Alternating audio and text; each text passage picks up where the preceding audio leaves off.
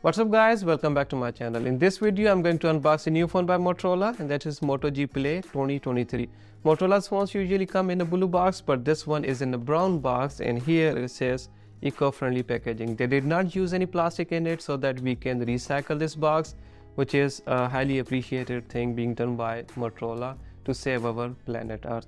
So the unlocked version of this one is $169.99 on Motorola's website, but through Boost Mobile like this one you can get a really good deal, which we are going to talk later on in this video.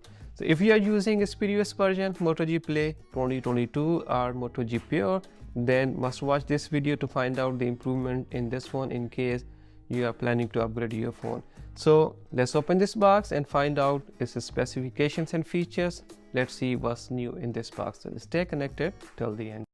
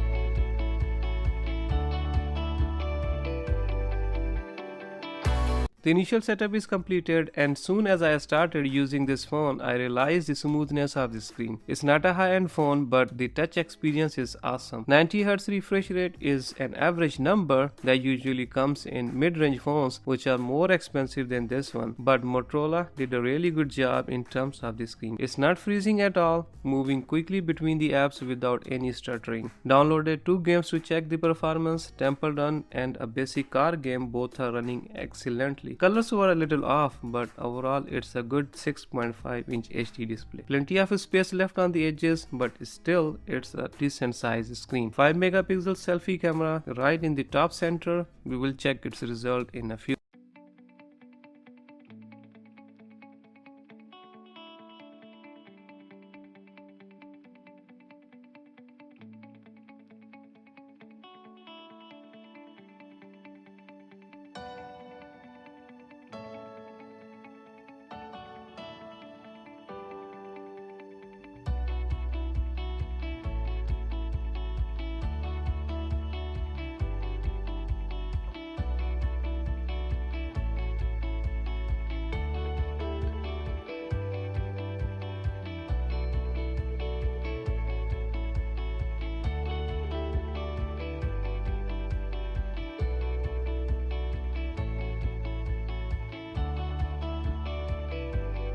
Navy blue back cover. It's a plastic material and looks simple, nothing fancy. It's an entry-level phone, so can't expect more than this. But the fingerprint sensor is an advantage in terms of security. Doesn't have face recognition, which is not a big deal, I think. The sensor is on the back side and easy to set up, but it operates with a little bit of delay. Triple camera setup with 16 megapixels main camera and a flashlight. Rounded from the sides, the headphone jack is on the top side. The standard setup of volume and power keys, a Type-C charging port, and this one comes with a 10-watt power adapter, which will save you 10 to 20 bucks. In mid-range devices, you get 5000 milliamps battery, such as in Moto G 5G or Galaxy A23 5G, which are way more expensive than this Motorola. Motorola gave 5000 milliamps battery in this entry-level phone, and it's one of the key specifications of any phone.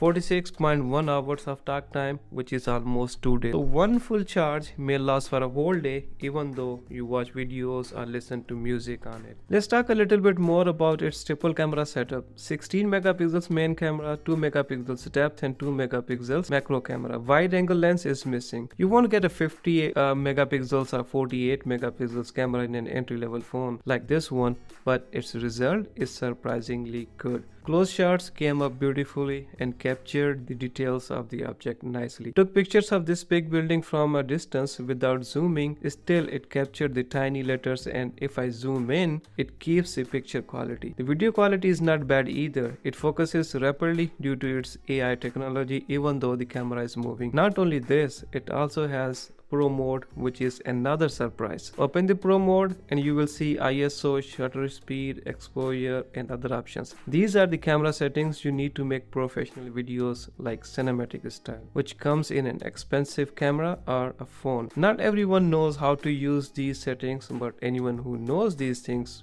would be surprised to have these options in this low cost phone. Selfie camera is only 5 megapixels, which is okay. It's a 4G phone and got a MediaTek Helio G37 processor, which was introduced in 2020. It's an octa-core processor. It supports a 90Hz display with RAM of up to 8GB. This one has a 90Hz display like I said earlier, but RAM is only 3GB. Bigger RAM like 8GB increases the processing speed but also the cost of the phone. So the Android version is 12, which is kind of the latest because the Android version 13 just came in. The only thing in this phone to be worried about is its internal storage. 32GB built-in storage is very low. If you go into the settings to check it, on top it's showing 32GB total storage. 13GB is gone in the system and apps. I installed only 2 games in it to check the performance and took a few pictures only. So almost half of the total storage is gone in initial settings. So always consider this point before buying it. It does take an external SD card, but you can install apps in it. Now let's talk about its price and promotions. The unlocked version is $169.99 on Motorola's website. Boost Mobile is offering it for $5 for new customers and $60